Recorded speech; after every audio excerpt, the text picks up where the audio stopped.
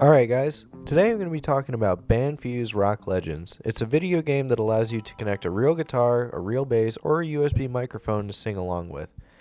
Unlike the competition, this game opts not to use a 3D form of tablature, instead using the traditional 2D tablature that you might find on sites such as Ultimate Guitar.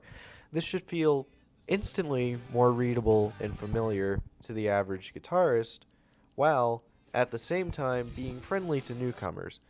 What I've discovered is that it's more difficult to sight read this form of tablature than it is three-dimensional tablature.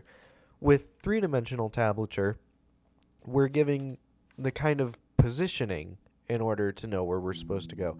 So you might see, for example, a block further down the neck heading down on the 12th lane, and you instantly know, oh, well, okay, even if I have to process which string this is, I at least know I have to be around the 12th fret area.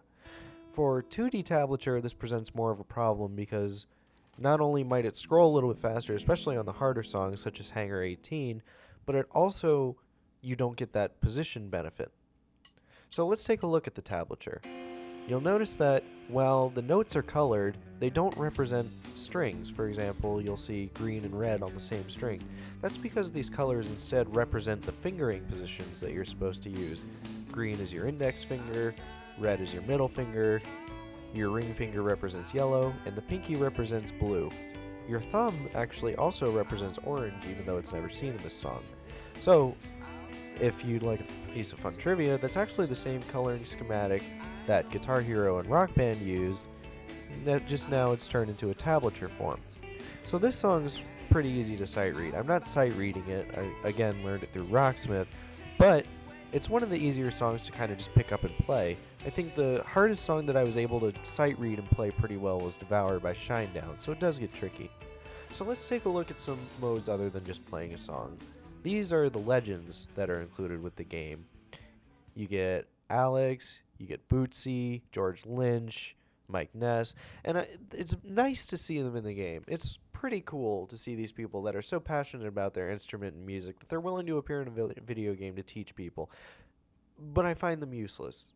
There's nothing that they really do that couldn't have been done better by just a random anonymous guitar player. For example, in the pinch harmonics lessons, I just never felt that Zakk Wylde was actually teaching me anything. I felt more like he was just kind of showing off. Next, we have the backing tracks. And the backing tracks are pretty cool. While Rocksmith 2014 has this mode that generates backing tracks based on what you're inputting and how you're sounding, BandFuse instead opts for the traditional, just straight up backing tracks. And while this is ultimately inferior to the other experience, I find it useful in that now you have to take those skills and you have 3.5 minutes to apply them to a specific scenario. So it's nice. Let's look at the actual lessons now, starting with vocals. Not really much of anything. More 4 videos on basically what the interface is. It's not that great as far as vocals go. Bass has slightly more content. You have Bootsy giving you a few lessons, then you have a few tracks to play along to, but overall, bass is also pretty light. So the meat of your BandFuse experience is going to be in guitar, which, that's fine, but the problem is videos and one thing to play. Videos.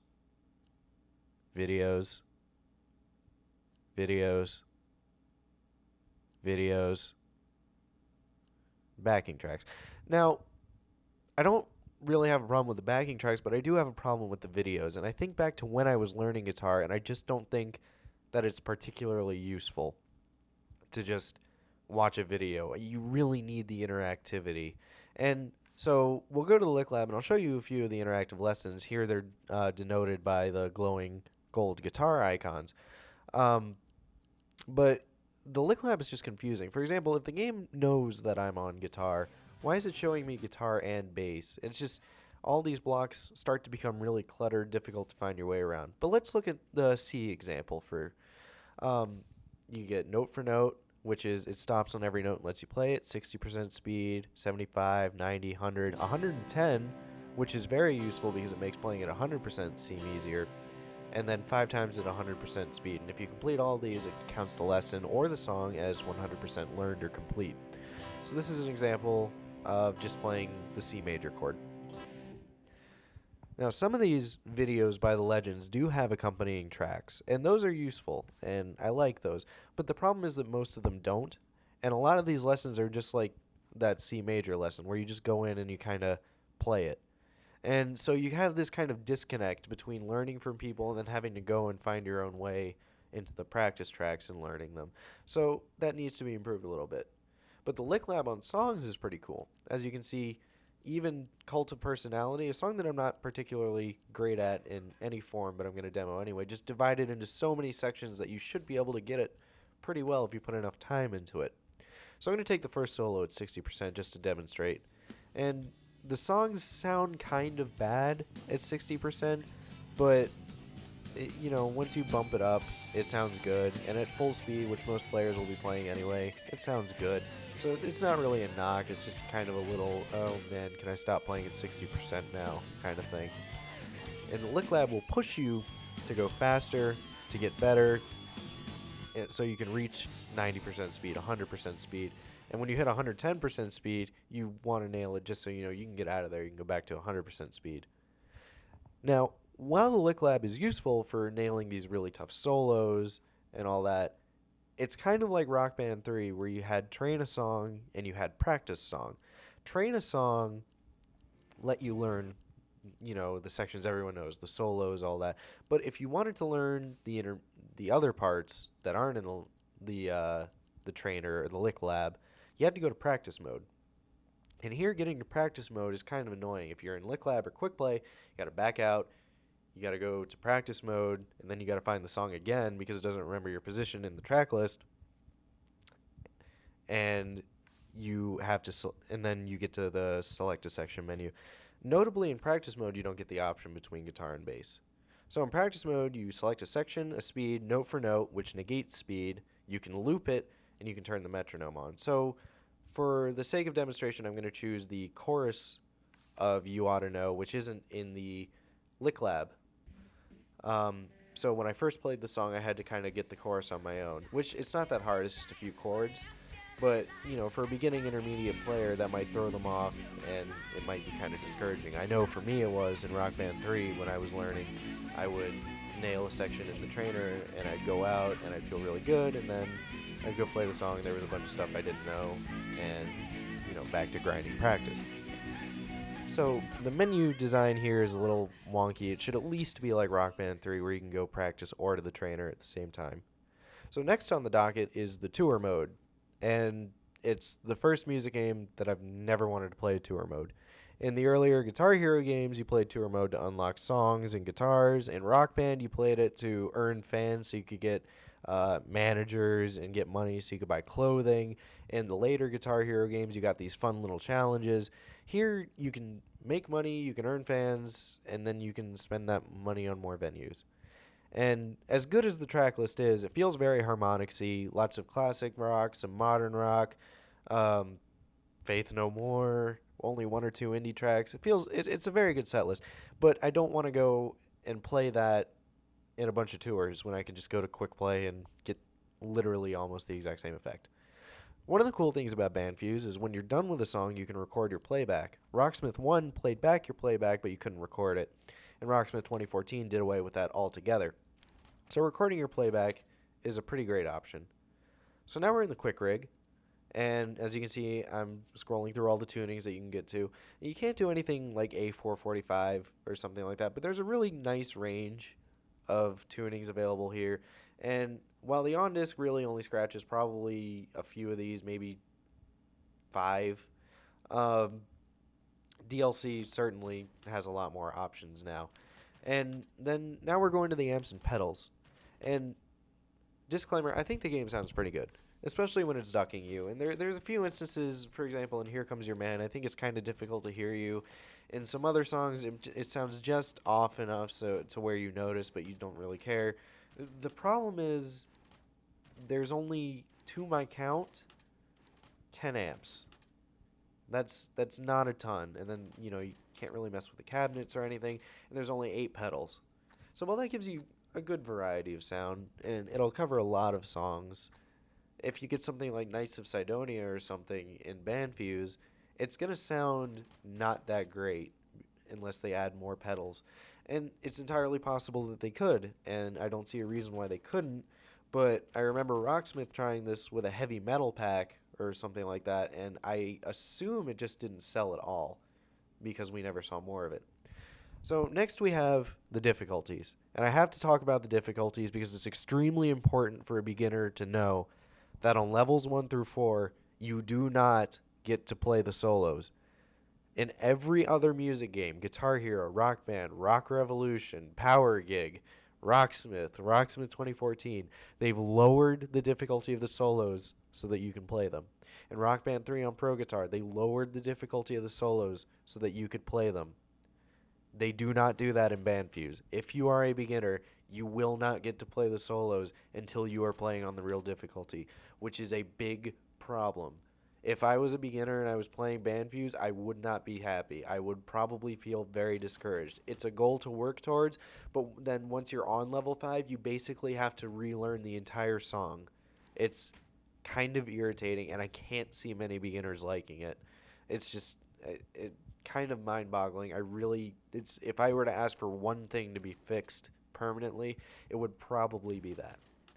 So let's demonstrate the vocals mode. And again, I'm talking about the ducking here. Just hearing the track go away, just hearing you is wonderful. And it completely goes away on the highest difficulty. So all you're hearing is you. And when you're playing well and all you're hearing is you, it just feels so good. There's also an option to turn off the notes off, so it'll probably make you feel even better. I haven't tried it yet, but I imagine it's literally just no notes. So right now what I'm doing is I'm demonstrating vocals and guitar at the same time on Coldplay's Yellow. I haven't really found the right way to make Coldplay sound great on guitar yet, so I figured why not make it sound worse? I'll sing along to it. The engine and interface for the vocal system is lifted from Harmonix's Rock Band 3. Harmonix worked with Realta in order to kind of get this working, and that's really cool. And one of the other things that this may have led to, of course, is that Hendrix deal. Hendrix was previously exclusive to Harmonix with Rock Band, and now BandFuse is getting Hendrix early next year, which is awesome. So the interface for vocals is just like Rock Band 3's, except the notes are yellow. And the arrow...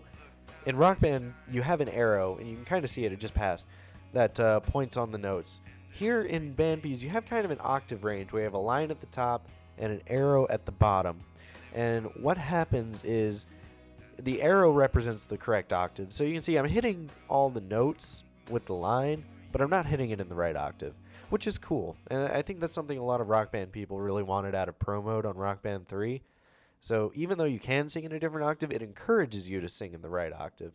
And people may end up liking that, and they may not. And if they don't, it doesn't really matter because you're given the choice. So overall, what do I think of BandFuse? I think it's pretty good. It's not slam bang excellent. It's definitely not the heap of trash some people were thinking it was going to be after delay after delay after delay. But it needs improvement. The menu system for practice needs improvement. The lessons need tweaking. And hopefully that's going to happen because we're getting Hendrix as a legend next year, technically. The note recognition is flawless. Really, I personally think it puts Rocksmith to shame how well this game recognizes notes, which is a huge thing. When your game just recognizes notes as well as BandFuse does, you don't need to worry about the software being wrong. Vocals feel good. Guitar feels good. If you're a fan of scrolling tablature, I recommend it. If you already own Rocksmith, I recommend it. If you own Rocksmith and a ton of DLC, check out the set list before you get it because there are quite a few repeats on the disc from DLC. But overall, it's fun. And I have no reason to not recommend it. Even if you're an absolute beginner, and I'm warning you against the whole solo bit, BandFuse is a good complement to any way that you're learning. So if you're taking lessons, if you're learning through Rocksmith, BandFuse is a good complement. It's just not something I can recommend as the only way to learn or the number one way to learn. I think it's good. In fact, it has the potential to be great, and I really like it. I don't see it leaving my 360 that often. It just needs that work, right? And if you get a chance to play it, to try it out, See how you like it. And I think you'll like it a lot. Um, but so to top it off, there's a really cool feature in BandFuse that's just awesome. In the other game, you have to buy a bunch of cables for multiplayer. In BandFuse, you don't. If you have USB mics, you can mic up your amplifier and plug your guitar into that, and it will work. So this is me playing BandFuse through a USB mic that's just listening to my tube amp. As you can see, working pretty well.